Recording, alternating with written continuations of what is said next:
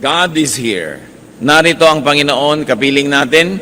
And when God is here, can healing be far away?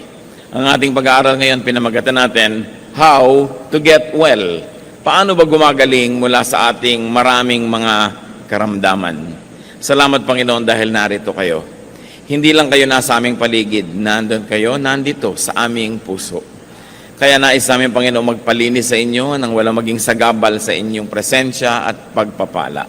Kaluguran niyo po kami Panginoon, patawarin niyo po kami sa aming mga kasalanan, linisin kami at paging dapating lumapit sa iyong banal na harapan upang kayo'y purihin, dalhan ng aming mga handog, ng aming mga offerings, pasalamatan, sayawan, awitan at hingan ng pagpapala. Nawa Panginoon, kayo na aming magulang, kayo na aming creator and sustainer, ay magkaroon ng kagalakan sa aming pagsamba. At kayo naman Panginoon ay magbigay ng mga biyaya, lalo kagalingan, sapagkat kayo lang aming hinihingan, kayo lang aming inaasahan, kayo lang aming tinatawagan. Our God, our Creator, our Father in heaven, our Sustainer and our Savior, we commit this time to you, asking you to speak to your people. Let your words be our healing, and may our healing be used to glorify your name. Protect us from lies and falsehood, from all untoward events, O God. Protect us from evil men and evil spirits. May your peace reign in our hearts, strengthen our bodies, O God. Sharpen our minds. We like to learn from you.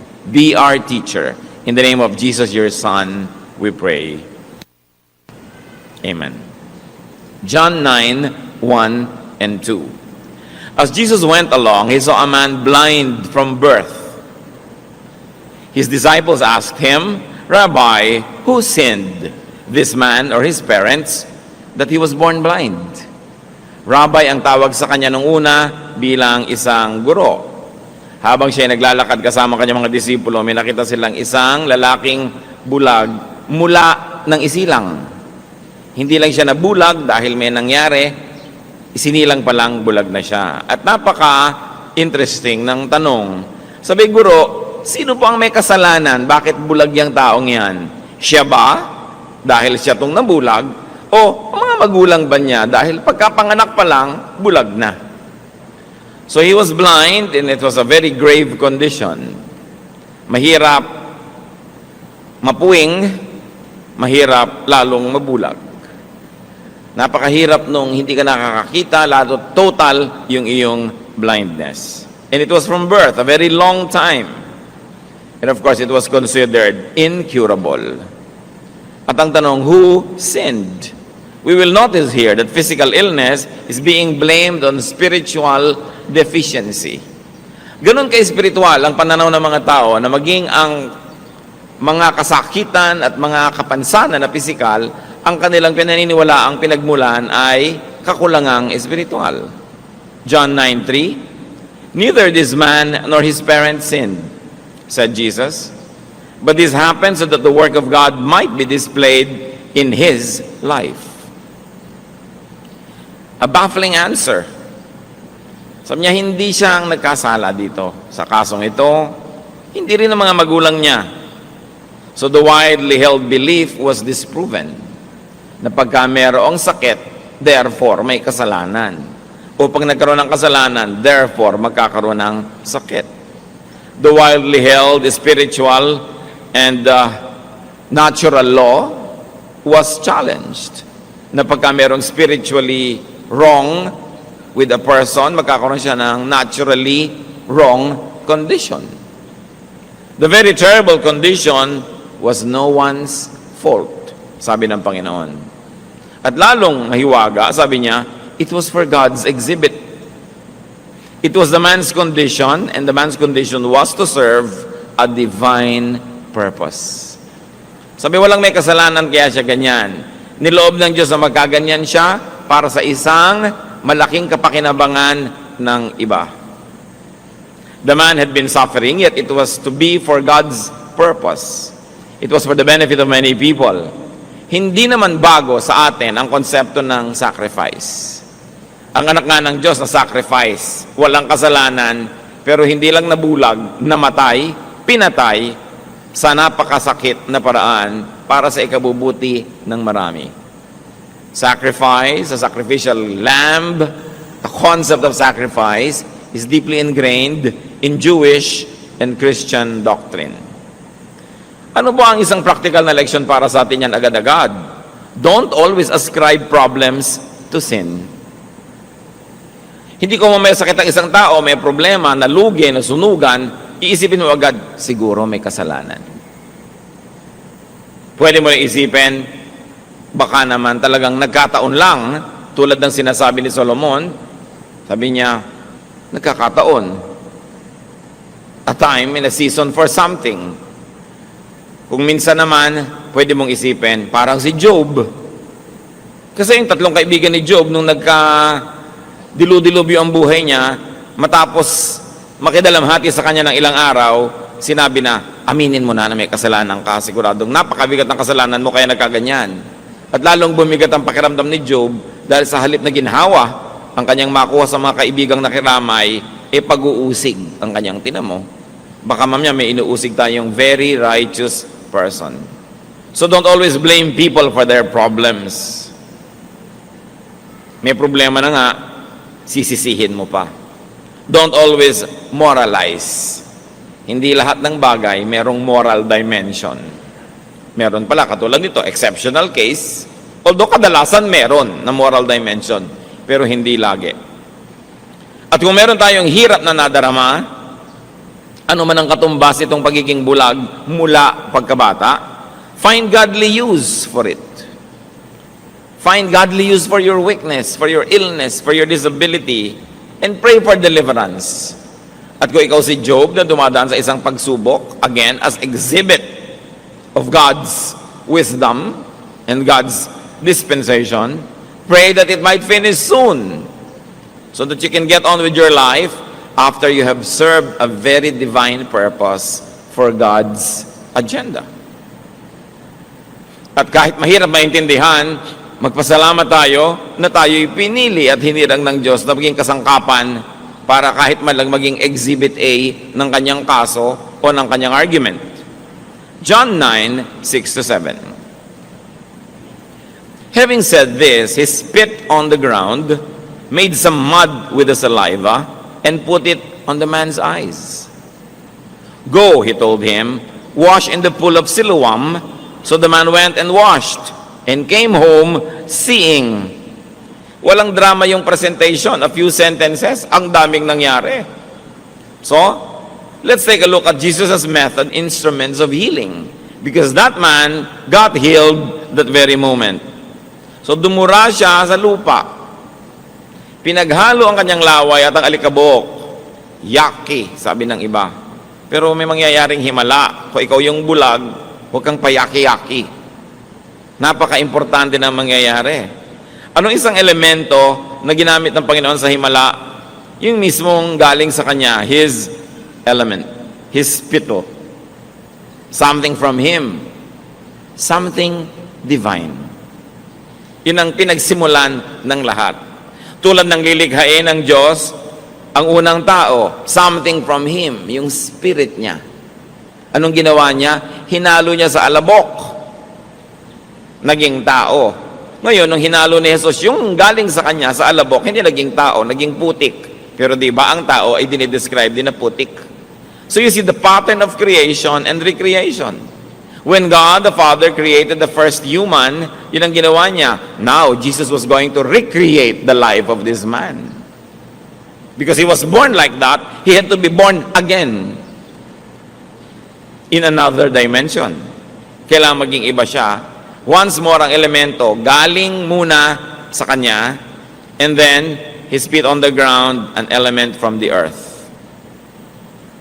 Pattern yan sa Biblia. Pinaghahalo yung galing sa taas at galing dito sa baba. Something common, something profane, being dignified by something divine.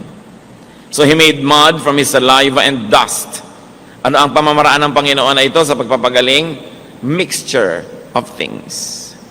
Pinaghalo from above and from below. Very interesting. From the sacred and what you might call the profane or the base. From napakalinis to napakarumi, from dakila at banal to ordinaryong alikabok. From the spirit to the physical to the flesh. There was a wedding. There was a union of heaven and earth. Doon sa isang kimpal ng alikabok na yon na naging putik, handon yung buong universe. The element of creator and creation. All in just a tiny bit of mud. Tulad sa creation, now there's going to be recreation. Why did the man need that? Because he, or at least his eyes, had to be remade, recreated, reborn. And what did the Lord do? Anong ginawa niyo doon sa putik? Ikinulapol niya sa mata ng pasyente. Hindi sinabi kung nakapikit ang pasyente nung inilagay ang putik o kung nakadilat. Basta inilagay. So what was the Lord's way? Contact. There was a meeting, a joining together. Napakahalaga ng contact ng human at ng divine, ng flesh at ng spirit, ng earth at ng heaven. Kaya nung ipininta ni Michelangelo ang creation, ang artistic interpretation niya, ang Diyos Ama at ang tao nag-touch ang mga daliri. Something from heaven to something from earth, pinag-join, dun lang nagkaroon ng tao. Kaya yung tao may divine at mayroong profane. May spirit at may katawan, may banal at may putik na magkahalo. And the Bible says that God remembers that we are dust. Kasi kung minsan, ang lagi lamang na inaasahan that we are spirit, ang taas-taas ng ekspektasyon, and then God remembers that we are dust. Ay, oo nga pala. There is union. At ano bang ginawa ng Panginoon para magkaroon ng kagalingan? He spoke. There was God's word in the brew. May putik, may laway, may salita. Kumbaga yung salita, very spiritual kasi walang katawan, hindi mo nakikita tulad ng espiritu. Nagsalita siya. Sabi niya, pumunta ka, maglublob ka, lumusong ka doon sa paliguan sa Siloam. Psalm 107 verse 20, He sent forth His word and healed them. Ang salita ng Diyos nakakapagpagaling. Salita pa lang, naririnig mo pa lang, gumagaling ka na. Kung nakabukas, hindi lang ang iyong tenga, kundi ang iyong isip na pinupuntahan ng tenga mo. Pagpasok mo siyempre sa tenga, shoot agad sa brain. Kailangan nakabukas din yung mind, hindi lang yung ears. So God instructs and commands, go wash in the pool of Siloam. Now, this pool is very interesting. Dito rin pinagaling yung lumpo na pinalusong ng Panginoon. Sabi, bakit hindi ka gumagaling? Hindi po ako makalusong pag nakakaukaw yung tubig. Kasi doon yung pool of Siloam, dati yon na templo ni Asclepius, Greek god of medicine. Alam niyo naman ang Greek culture, very prevalent sa Mediterranean at part niya ng Israel. At ang sibilisasyon na ito, na kinokopya ng Roman civilization, ay nakatanim yung kanyang mga maraming marka sa lahat ng lugar. So there was this temple to Asclepius, the Greek god of medicine. At may tubig doon. Dati nasa labas ito ng lungsod. Pero ang ginawa ni Herod Agrippa, nung pinalaki niya ang lungsod, pinalabas niya yung wall, inextend niya yung mga pader, napalagay sa loob ng city, yung pool na yun. At maraming nagpupunta doon may sakit. Sapagkat paminsan-minsan, biglang kumukulo yung tubig na hindi mainit, parang kinakaukaw, bumubula, parang hinahalo mo. Doon naglulusungan lahat yung mga tao para gumaling. At yung unang lumusong, siya yung gagaling. Kaya hindi ngayon makalusong-lusong si paralitiko dahil nauunahan siya lagi. Kaya sabi ni Lord, hindi ka pala makalusong, buhatin mo na lang yung higaan mo, tumuwi ka na, at gumaling. Doon din nangyari sa pool na ito. At sabi ng Panginoon, pumunta ka doon sa pool of Siloam, at doon mo hilamusan yung inilagay kong putik sa'yo. Pumunta yung lalaki, masunurin, gumaling. Ang isang tanong, Bakit naman pinapunta pa ni Lord yon? Pool na ni Asclepius yon, isang Greek god, isang pagan god. Ano pa ang pwede nating isipin mga kapatid, na hindi naman talaga kay Asclepius yung pool. Talagang ginagamit ng Diyos yun na pampagaling, akala lang ng mga tao kay Asclepius, kaya siya yung napapapurihan, pero ang totoo, sa Diyos Ama sa langit yon, nagkaroon lang ng branding. Kasi ang Diyos lang naman ang healer, walang iba. Satan comes to steal, ano pa? Kill, and destroy. Sabi ni Lord, I came that you might have life and have it abundantly. Only God heals. So kung nakakapagpagaling, galing sa Diyos. Nabigyan lang ng credit ang iba. Ang mga Kristiyano naman, takot na takot na, huy, baka sa iba yan, baka galing sa demonyo. Nagpapagaling ba naman ang demonyo? Ba't ka naman natatakot dyan? Baka galing sa Diyos, kaya lang napagkamalan na kung kani-kanino galing, hindi ibig sabihin nun hindi mo na pwedeng gamitin. Kaya nga natin nire-redeem because the earth is the Lord's and everything in it. At ang Panginoon na mismo, ang kinakitaan natin yan. Kung merong lugar, merong proseso, may panalangin na ina-ascribe, ibinibigay yung credit sa iba, reclaim it in the name of God who created the universe and benefit from it. Hindi iwas ka ng iwas, ang nakikinabang tuloy, mga iba lang, yung mga mananampalataya, hindi tuloy makinabang. So pinapunta ng Panginoon dito sa pool na ito, yung lalaki, naghilamos at voila, gumaling. Interestingly, Jesus did not discredit and even used the pool. Kung lagi kang i-discredit, sabi na, uy, huwag na tayong gumamit ng gong, nagamit na yan sa pagtugtog sa mga anito. O edi gamitin natin sa pagtugtog sa Diyos. Kung nagkaroon ng maling gamit, ituwid natin, pero alam naman di ka na gumamit, kanila na. Ano sila? Sila swerte. Sabi natin, huwag na natin gamitin yung mga nagamit na ng mga tribu, nagamit na ng mga pagan, kasi kanila na yan. Abe, pagka hindi mo ginamit ang anumang nahipo ng mga pagan, wala nang natira sa atin. Kaya yun ang konsepto ng cultural redemption. Inaangkin natin dahil alam natin sa Diyos yan, nakihiram lang yung iba, alam nga namang kanila na. So, be careful in judging miraculous situations. In judging what people might even consider as miraculous places or things. Be careful with religious branding. Walang brand ang Diyos. Siya ang brand. Kaya hindi mo sinabing, ay, pagan place yan. Ay, ito Christian place. Tapos tinatawag pa ng iba yung Israel, Holy Land. Walang ganon. Lahat ng hipuin ng Diyos, holy, in or outside of Israel. Lahat ng angkinin natin para sa Panginoon, atin, because the earth is the Lord's. And there is only one God, Creator. Ano pa ang pamamaraan ng Panginoon at instrumento ng himala? Sa istorya, you see here that the patient obeys God. So man's obedience is important in healing. Sabi ng iba, nasa Diyos ang awa, nasa tao ang gawa. Totoo. Naawa si Jesus, pero pinagawa din yung tao. Una, hindi siya nagreklamo na nilagyan ng putik yung mukha niya at mata. Meron siyang ginawa. Nung sinabi sa kanyang, lumublob ka doon sa pool, sumunod siya. Meron siyang ginawa. Hindi naman laging puro sa Diyos ang gawa, tapos sa tao ang ngawa. Walang mangyayaring himala pag ganun. Kailangan meron kang part. You always do your part. Kayang-kaya tayong pagalingin ng Diyos, mag-isa niya, pero gano'n na lang ang pagpapahalaga niya sa atin, kahit hindi kailangan, isinasali tayo sa proseso.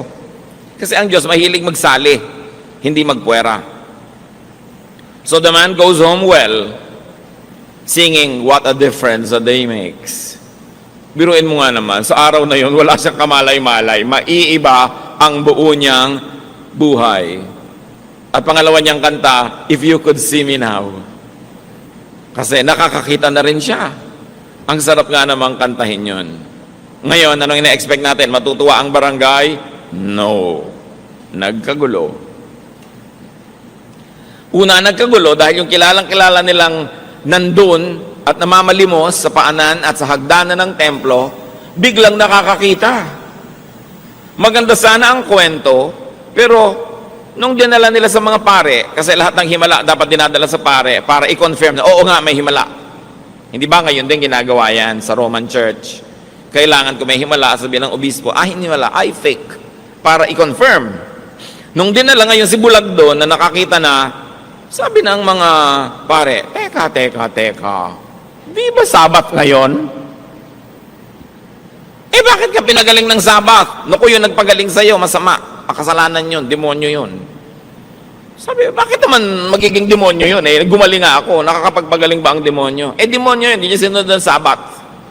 Ang nakita ng mga pare, yung problema, hindi yung solusyon.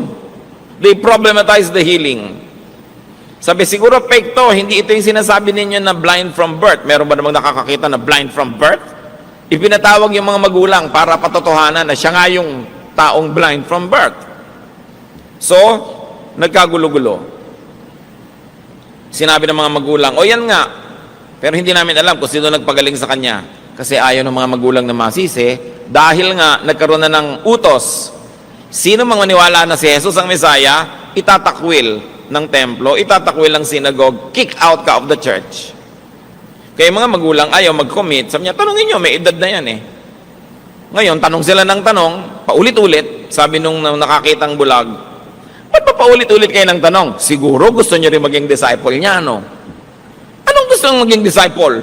Nagalit lalo yung mga tao, at ang ginawa, sinipa siya palabas sa fellowship. He was kicked out of the synagogue.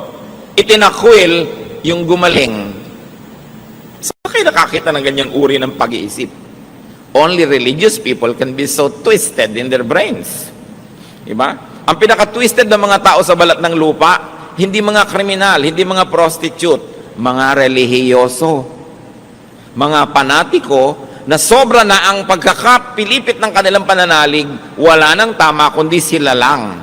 Wala nang mabuti kundi sila lang at lahat demonyo na. Hindi na nakakakita ng mabuti, ang laging iniisip, technicality, yung mga batas ng relihiyon at mga tradisyon. Kaya napakahirap kasama sa buhay ang mga relihiyosong tao. Napakakikitid ng mga utak, ang liit ng mundo at lahat demonyo sa tingin. Huwag niyo kong kontrahin dahil yan ang nasa istorya. Kaya ang Panginoon, inilalabas niya yung mga tao mula sa pagkakabihag ng relihiyon. Kasi nabihag na. Hindi na yung Diyos ang itinuturo, yung tradisyon na, yung mga reglamentos na, mga nakaugalian na, dumami na ng dumami yung bawal. John 9:35 to 41. Jesus heard that they had thrown him out, and when he found him, he said, "Do you believe in the Son of Man?" "Who is he, sir?" the man asked. "Tell me so that I may believe in him," the man asked.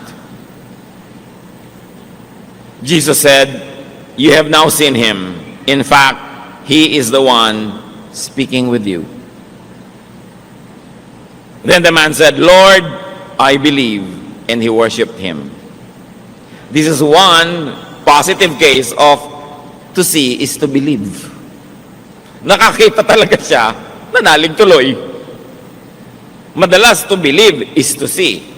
Pero siya, to see is to believe. Pero ang totoo, meron ng naunang belief. Kasi kung wala naman siyang paniniwala, hindi siya magpapalagay ng putik at hindi siya lulusong doon sa tubig. So may konting pananalig, at yung konti na yon, naging capital niya, sinunod niya, kumilo siya ayon sa konting pananalig at dahil doon, napaghimalaan, nagkaroon ngayon ng malaking pananalig. So it still begins with faith. Jesus said, "For judgment I have come into this world, so that the blind will see, and those who see will become blind." Ngayon natin nakita kung bakit sinabi ng Panginoon na yan ay bulag para sa ikaluluwalhati ng Diyos. Kasi may important statement na gustong gawin ng Panginoon, kailangan ng audiovisual aid. Kailangan ng exhibit. Sabi niya, dumating ako, may dalang paghuhukom. Ang mga bulag makakakita at ang mga nakakakita magiging bulag. Sinong tinutukoy niya? Lahat ng mga spiritually blind pero willing to acknowledge their blindness, they will see. Pero yung mga akala nila spiritually magagaling sila, marurunong, maaalam, nakakakita, pero hindi nila kikilalanin si Jesus, sila ang magiging malinaw na bulag. Sabi niya, ang pagdating ko dito ay magbibigay ng mga reversals, Magkakapalit-palit ang mga sitwasyon. Ang bulag, tulad mo, makakakita. Not only physically, but also spiritually. Kasi nakita nyo, hindi lang nakakita yung tao physically, nakita niya yung katotohanan kung sino si Jesus. Naniwala siya. At sabi niya, yung mga dilat, mga mulat, iyon ang mabubulag. Kasi ang yabang-yabang nila, akala nila, alam na nila, hindi na sila willing magpaturo, ayaw na nilang magbago ng isip. Maraming ganyan, ha, mga spiritually blind. Kasi akala nila, they see. Binubuksan mo pala yung Bible, huwag mo nang buksan yan, ha. Ayoko, hindi na ako magpapalit ng paniniwala. Ayoko na. Nakasara. Kasi akala nila, alam na nila. Yun ang tinutukoy ni Jesus. Yun ang makikita niyong bulag talaga. So the exhibit was clear. The message was crystal clear. And now we see God's purpose in the blindness of this man. Some Pharisees who were with him heard him say this and asked, "What? Are we blind too?"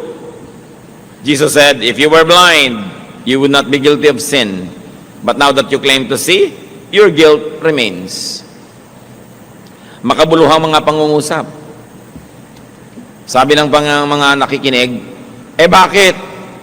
Kami ba tinutukoy mo? Kami ba ang pinaparinggan mo? Parang may gusto ka yata tumbukin. Ibig mong sabihin, bulag kami? At yung bulag na yan ang nakakakita? Hindi kami bulag, ha? Nakakakita kami. Ang linaw. Marunong kami, aral kami, bihasa kami. Sabi ng Panginoon, dahil sinasabi nyo ngayon na bihasa kayo at marunong kayo, then you will be held accountable. You will be held liable to judgment. Kung sana sinabi nyong mangmang kayo, nagkamali kayo dahil sa kamangmangan, you will not be declared guilty. Pero sinasabi nyong marurunong kayo, pangatawanan nyo yan. Malaki ang ibabayad nyo kasi nagkakaroon kayo ng willful disobedience. Kahit sa court of law, syempre, iba naman yung homicide, iba yung murder. Iba yung inisip mo 3 weeks ago na papatayin mo yung tao at iba yung nagulat ka, bigla mo siyang tinusok ng thumbtacks na matay. Diba? So, iba yung murder, iba yung homicide. Iba ang pataw na parusa. Ngayon, iba yung spiritually, mangmang ka kasi, kaya kung ano na pinagagagawa mo, at inaamin mo namang mangmang ka, kesa yung ang runong-runong mo, ayaw mo nang makinig, you will be held accountable for everything. This is a case where ignorance is really an excuse. No? And this is where a case where knowledge means condemnation. So what else is the method and element of the Lord? So, nagkita muli sila. Style ng Panginoon yun papagalingin ka tapos mawawala siya. At paglubos mo nang naunawa yung kahulugan ng pagpapagaling mo, magpapakita siya uli sa'yo. He gives you time to process what happened to you. So Jesus revealed Himself more to the healed patient. Nakita muli sila. And what is God's style here? The Lord's style? More and progressive revelation. Hindi naman nagpapakilala ang Diyos sa isang iglap. Ting! Tapos kilala mo na buong buo. Dahan-dahan. Pero ang susunod na level ng pagpapakilala niya, depende sa level ng kahandaan mo na maunawa yung mas mataas na katuruan. So dati, pinagaling lang siya. Jesus was only a healer. Ngayon, nagkita uli sila nung tinanong ng Panginoon, naniniwala ka ba sa anak ng Diyos, sa Messiah? Sabi, sino po ba siya para mapaniwalaan? Ako, kaharap mo na nga ako. Naniniwala po ako. And he worship. No? Ngayon, nagpakita si Jesus. Dati, nagpadinig lang. Faith comes from hearing. Yung bulag, nadinig niya, ang utos ni Jesus, sumunod siya, at dahil doon nakakita siya. Nakinig muna bago mamulat. Sumunod muna sa nadinig bago lubos na nakita si Jesus. And so the miracle only served as a catalyst, as a beginning, as opening for more blessings, for the greater sight, and that is to know Jesus as the Messiah, as the Lord. Hindi yung napaghimalaan ka na ng Diyos, hindi ka na uli sumipot dahil napaghimalaan ka na, nakuha mo na yung gusto mo. Yung pala may kasunod pa at mas mataas na uri ng mga pagpapakilala, hindi mo na na-avail. But this man was able to get the additional blessings. Those that believe will see. 2 Corinthians 5:7, we live by faith, not by sight. Sa pananalig, hindi lang sa nakikita. Hindi lang sa naaabot ng isip at ng reason. So the recipient of blessing gets to know and then worships Jesus.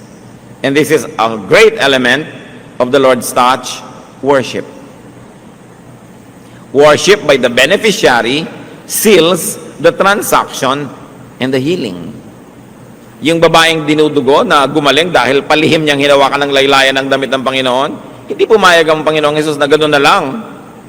Sabi niya, sinong humipo sa damit ko? Naramdaman ko, may kapangyarihang lumabas sa akin. Lumipat doon sa babae.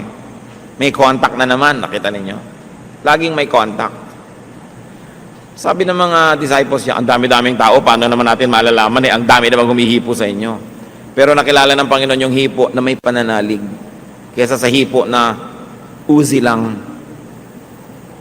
So yung babae, inamin, ako po, patawarin niyo po ako. At lumuhod siya sa harap ni Jesus, nag-worship. Yung worship na yon, tulad ng worship ng ginawa nitong bulag na nakakita, naging seal, selyo, guarantee na hindi na mababawi ang himala. Sabi ng Lord kay babae, sige, umuwi ka na, galing ka na. Ang totoo, kanina pa galing. Pero ano ibig sabihin galing ka na, nakita natin, talagang galing ka na. Na seal. Kung kayo napaghimalaan ng Panginoon, hinipo, pinagpala, pinagaling, aba dapat, worship ang ending nun. Hindi lang thank you, worship talaga. Because, kumbaga, doon kayo nagkapirmahan ng kontrata ng Diyos. Signed, sealed, delivered ang usapan. Kailangan ng ending talaga worship. Worship, of course, doesn't only mean attending a formal event, but righteous living. Yung paralytic na pinagaling ng Panginoon, nung makita niya nung susunod na mga araw, sabi niya sa John 5:14, see, you are well again. Stop sinning, or something worse may happen to you. Yun, na paralitiko dahil sa kasalanan. Kaya sabi ng Panginoon, oh, kita mo na, galing ka na. Huwag ka nang babalik sa kasalanan mo at malamang na mas masahol pa sa dati mong sakit ang dumapo sa'yo.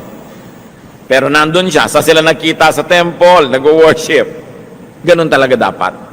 Pag tumatanggap ka ng pagpapala, sasamba ka. Pagsambang formal, attending temple, and pagsambang lifestyle, righteous living. Ano-ano mga application ang pwede nating mapala dyan? That blindness and illness and weaknesses can be great projection screens of and openings to experience God's power.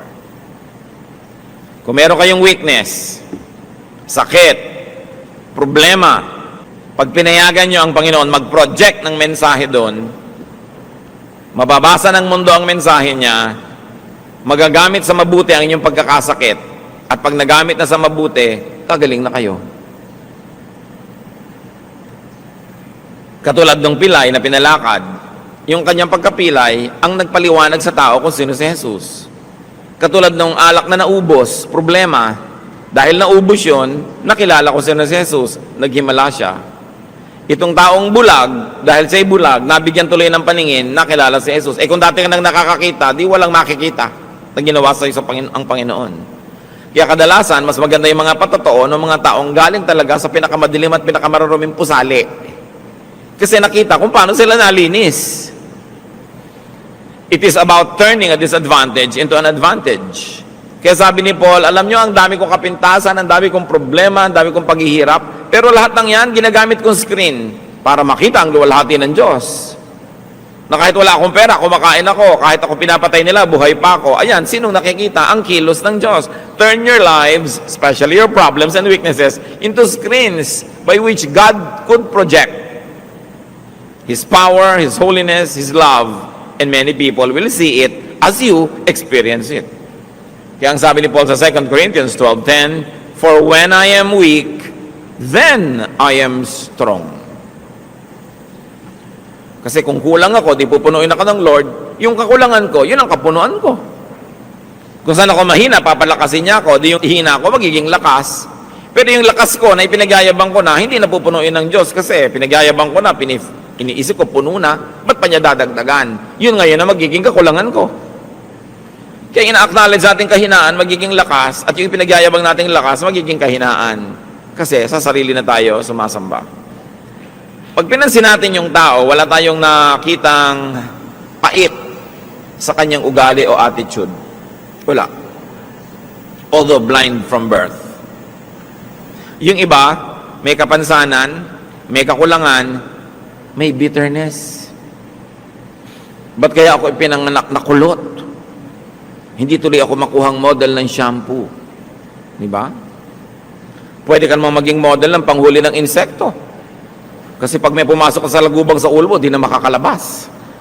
Wala pa lang ang ganung produkto, kaya hindi ka pa lang nagiging model. No? Maghintay ka lang. Mayroong mga taong, ba't ako pinanganak na mahirap? Ba't ako pinanganak na ganito? Ba't ako maraming peklat? Bakit ako ganito? Ba't ako ganun? Tapos bitterness ang laman ng puso. Envy, inggit doon sa kanyang hinahangaan, at pagka naiinggit ka, ang kasunod, mamimintas ka. 99.99 ng pamimintas ay galing sa inggit.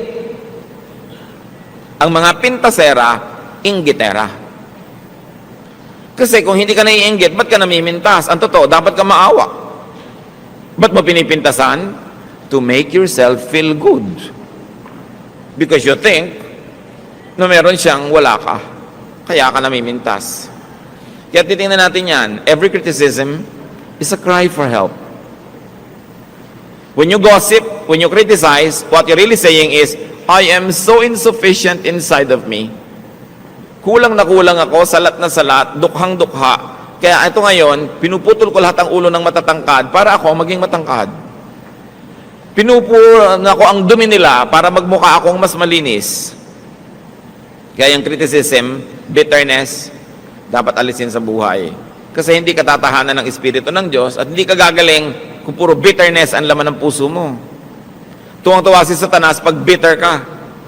Kasi yan ang gusto niyang tirhan. So do not harbor bitterness about your or your loved ones' situations.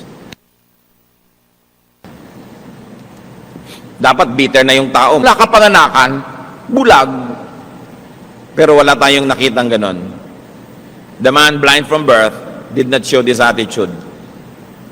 Ephesians 4:31, get rid of all bitterness.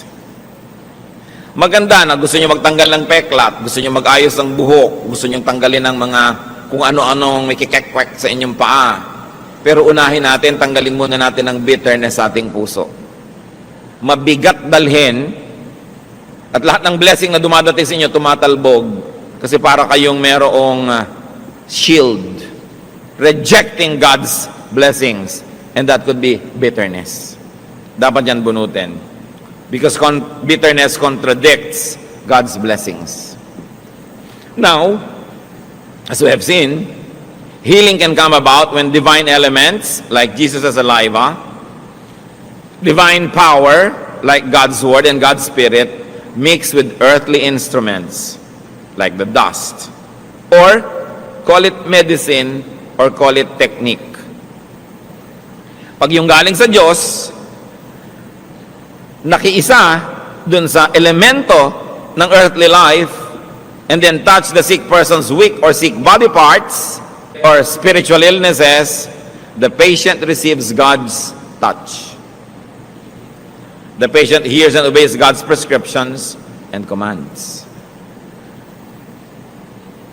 Nagkakaroon ng healing pag yung power ng Diyos ay nakakapartner ng ating kahinaan. Pagka yung kanyang pag-ibig nakakapartner ng ating pangangailangan.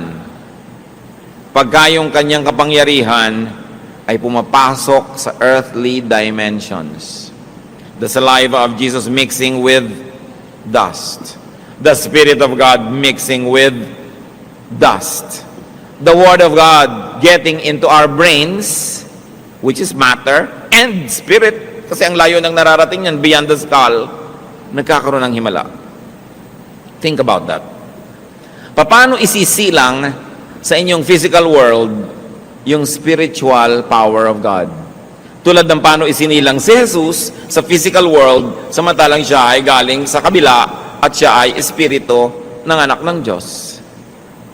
Kailangang isilang sa inyong buhay yung hindi nakikita, hindi nahihipo na kapangyarihan ng Diyos. We've got to allow the invisible power of God to be incarnate in our lives. Paano nyo gagawin yon? Isipin nyo at ipanalangin.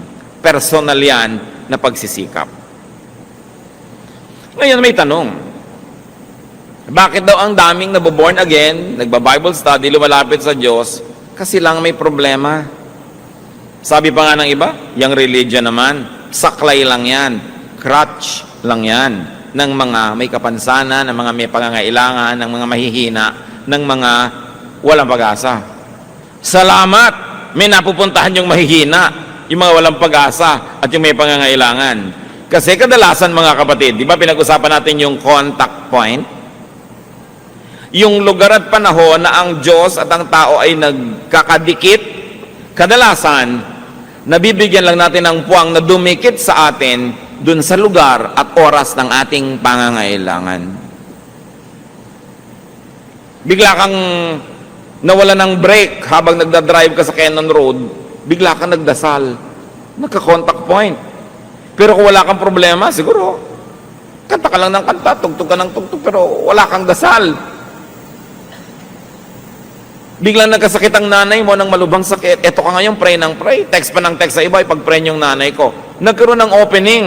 Kasi maraming tao, mga kapatid, kung hindi pa malugi sa negosyo, masunugan, manganib ang buhay, magkasakit, maghirap, iwan ng nobyo, hindi maaalala ang Diyos. Hindi magbubukas sa Diyos, wala tuloy contact point. Eh ngayon, kung ang lusog-lusog nyo, ang yaman-yaman nyo, ang sarap-sarap ng buhay, tapos nakabukas ka sa Diyos, lagi ka rin nagdadasal, nananalangin, naglilingkod, nabubuhay ng maayos, yung contact point mo tuloy-tuloy, kaya hindi mo na kailangan maghirap o magdusa para mapalapit sa Diyos. Pero higit maraming tao, naaalala ang Diyos dahil humina o nangailangan. Contact point.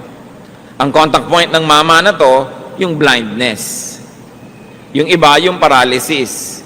Yung iba, yung gutom na gutom, pinakain ni Lord, nagkaroon ng contact point. Kayo mga kapatid, anong contact point nyo sa Diyos? Kailan kayo nagiging very godly? Pag marami kayong pera o pag wala? Kasi pag nagiging godly kayo, pag wala kayong pera, dadalasan ng Diyos na wala kayong pera. Diba? Sabi, ang lapit-lapit ng anak ko na ito sa akin pagka walang makakain. Bigyan ko nga ito ng hanggang pinipig lang ng mga pagkain araw-araw para laging lumapit kasi miss ko na siya. Gusto ko siya laging kasama. Pero kung ang lapit-lapit nyo sa Diyos sa oras ng inyong kalakasan, ang lakas-lakas nyo, naglilingkod kayo, sabi ni Lord, lalo ko itong papalakasin kasi yun ang contact point. Kayo, kung busy kayo, walang contact point kasi nawawala ang Diyos sa schedule nyo, anong ginagawa ni Satanas? Lagi kang ginagawang busy para talagang hindi ka na makakontak. Pero kung busy ka na, iaagaw mo ang Panginoon, sabi ni Lord, I will always bless yung business niya, magiging fruitful. Kasi hindi naman ako napupwera sa agenda niya kahit busy siya. Kung ang dami-dami mong pera, laging kasama ang Diyos sa plano, sa budget, kasama, malalong dadamihan ni Lord. Sabi niya, hindi siya nabubulag ng pera, hindi na ilalayo sa akin, inilalapit pa nga, damihan ko nga. Alam niyo, kung gusto tayong pagpalain ng Diyos, wala namang makakapigil. Eh kung ayaw kayong pagpalain, wala ring makakapilit, kasi Diyos siya. Kaya yung iba na pinipintas sila, simba naman kayo ng simba, kasi lang weak ang karakter nyo. Yun yung blind, na ina-accept ang blindness niya, yun ang makakakita. Pero yung ayaw sabing, hindi ako weak, hindi ko kailangan yan, yun ang mananatiling blind. As we have seen very clearly in the story. No? Because of their weakness, when people surrender their weakness to God, that becomes the contact point.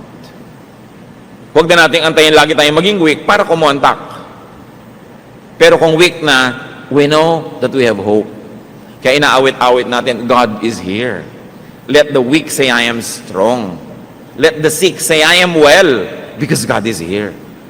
Pero meron bang contact point? Meron bang opening? Kadalasan, ang nagiging opening, halimbawa, umattend ka na isang Bible study, may nadinig ka isang kanta o may nadinig kang mensahe, pumasok talaga sa isip mo, hindi lang sa tenga, nagka-contact point. Kaya mahalaga, nagba-Bible study, nakikinig, because faith comes from hearing. Now, healing should reveal Jesus and should reveal God the Father. Healing should let the recipient know God more. Healing should lead to worship.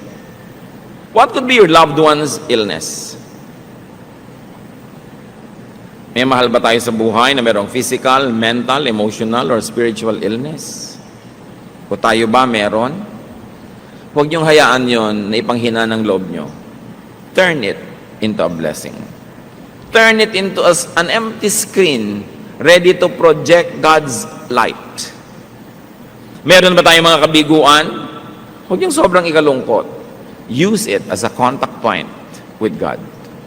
Surrender your sorrows, your failures, your weaknesses to God. At tulad nung daliri ng Diyos Ama, artistically represented in this painting by Michelangelo, to match, humipo, dumikit sa dulo ng daliri ni Adan at nagkaroon ng power exchange. Lumipat kay Adan, lumipat sa tao ang Espiritu ng Diyos. Let the Spirit of God mix with and empower any appropriate, available, and useful instrument to touch you. Tulad noon, putik. Kung maselan yung bulag, ayoko niyan, putik. Wala bang baking soda? Di ba? Baking soda na lang para medyo acceptable. Bakit naman putik? Sa'yo nang pinili ng Diyos para ka i-bless eh. Ngayon, kung pinipili ng Diyos na i-bless, isang dating maruming tao na ngayon ay nagpapatotoo sa iyo at gusto kang dalhin sa Panginoon, nung sabihin, hoy, tingnan mo nga ang record mo bago ka magsalita sa akin. Hindi ka mabe-bless. Minsan gusto kang i-bless ng Panginoon sa isang pastor na walang pustiso. Hirap na hirap mag-pronounce lahat ng PF kasi walang ngipin. Ayoko makinig dyan. Tumatalsik ang laway, etc., etc. Kung doon kayo be-bless, ang selan-selan mo. Merong mga taong ayoko sa pastor na yan, hindi ko gusto ang hairstyle niya, hindi ko gusto ang bla bla bla. Sino ba naman ang taong may gusto doon sa putik? Kung yung ba ang gagamitin ng Panginoon, i-welcome nyo at siguradong magiging blessing. Marami tayong tinatanggihan dahil sa ating mga kaartehan. Maybe a teaching or a teacher. Kung minsan ayaw mo ng teaching, wala ka namang makikitang teacher sa mundo na 100% ang ituturo, gusto mong marinig eh. Ang tatanong mo lang sa sarili mo, pag nadidig ko ba ito, nagbabago ba yung buhay ko? Do I become a better person? Do I become godlier? At kung yun ang nagiging effect, general effect, hindi ko napapansin yung mga maliliit na effect that bothers me. Wala namang 100% nagkakasundo. Minsan ayaw mo nung teacher, ayaw mo nung teaching, ayaw mo nung situation. Meron pang ayoko mag-host ng Bible study sa bahay kasi matagal na silang nakaalis, naglilinis pa ako. Pero alam nyo kung sino talaga nabe-bless yung host kasi hindi siya pwedeng umabsent.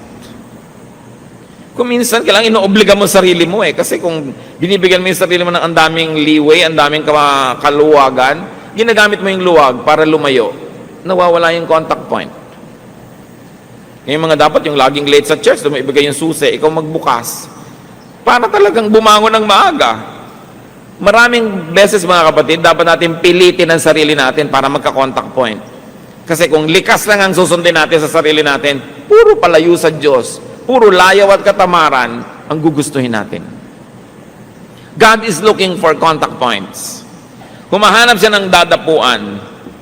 Kung airplane ng Diyos, eto, naghihintay na mag-landing sa'yo, meron ka bang airport?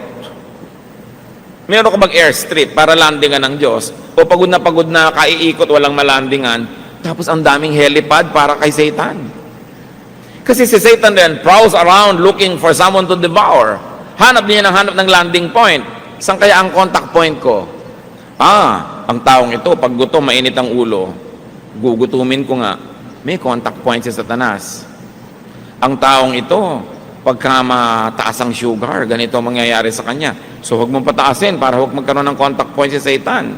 Diba? Ang lalaking ito, pagka nakakakita ng nakaminiskirt, talagang nauulol.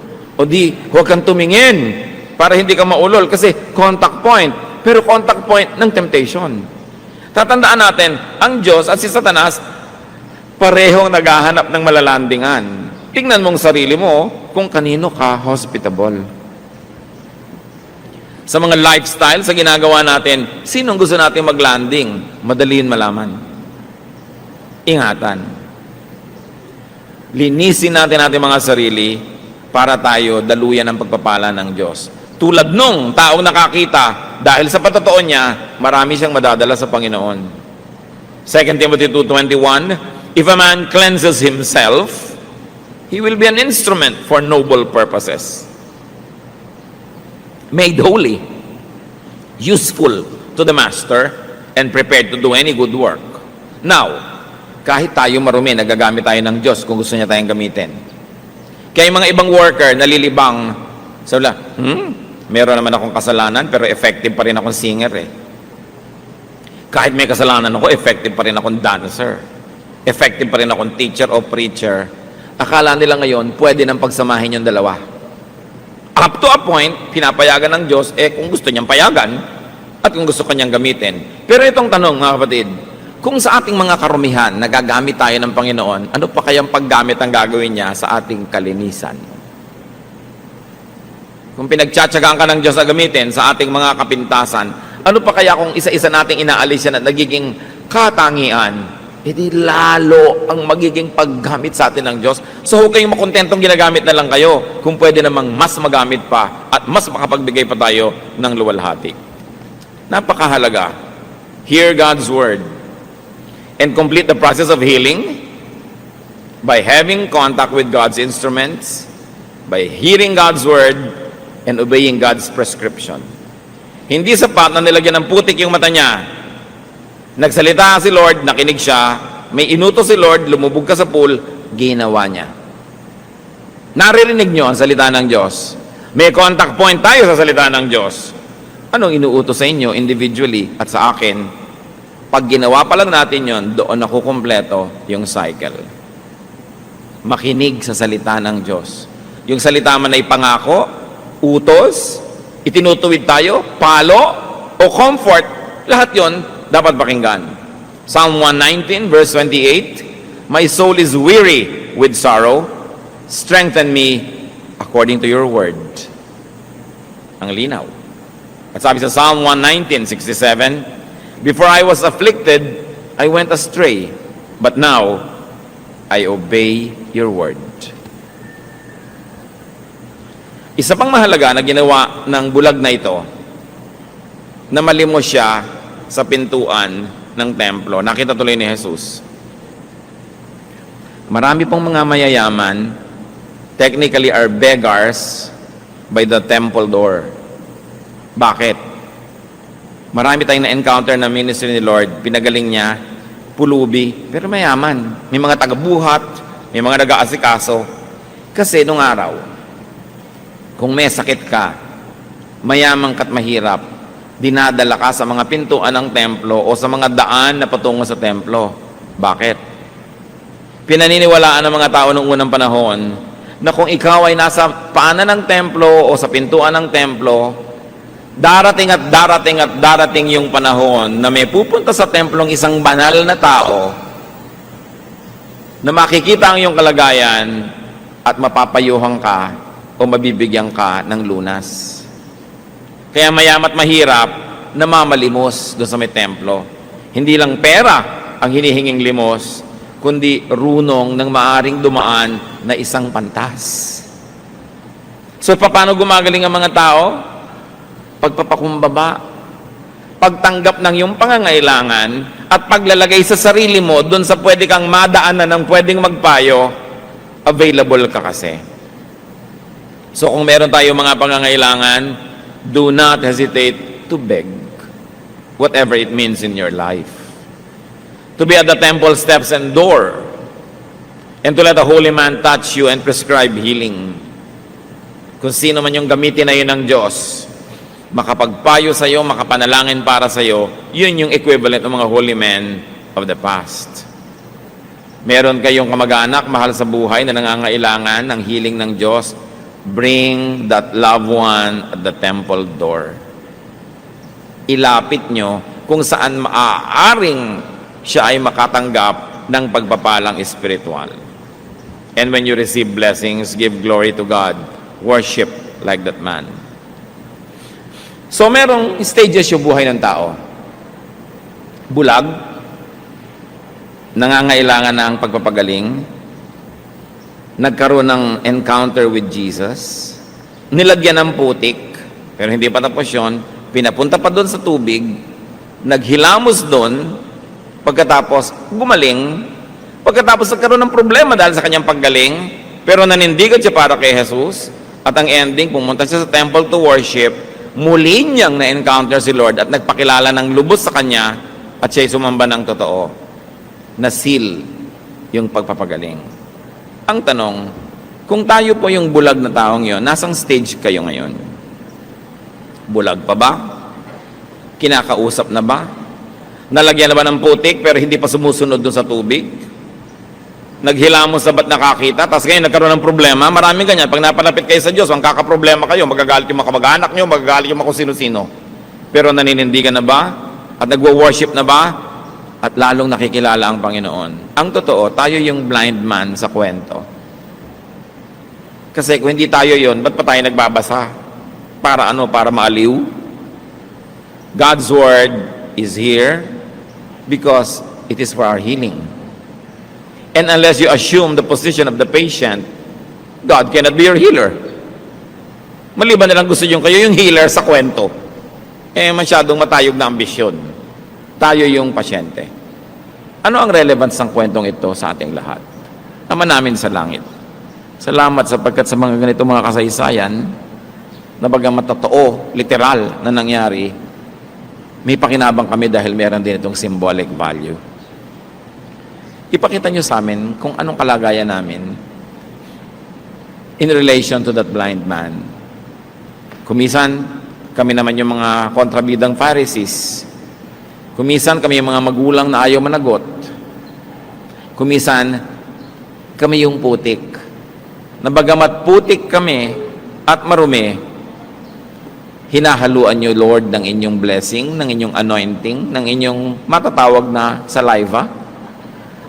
At dahil kahit kami putik, sinaluan ng inyong banal na elemento, nagiging instrumento naman kami para magpagaling din sa iba. Salamat po. Dahil kahit may kakulangan kami, kapintasan, may nabe-bless din sa aming mga ministries. May nagagawa rin kayong mabuti sa pamamagitan namin.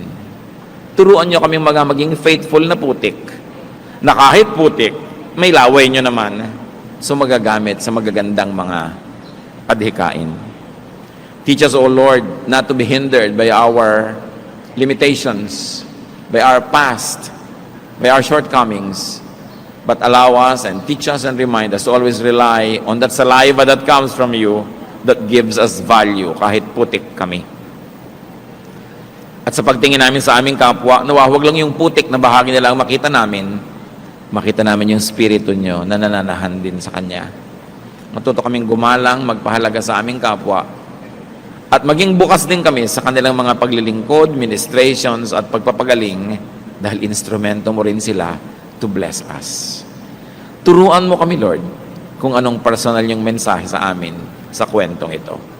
Magbulay-bulay tayo sumandali, manatiling nakayuko, nag-iisip, tumatanggap ng mga bulong ng Espiritu ng Diyos.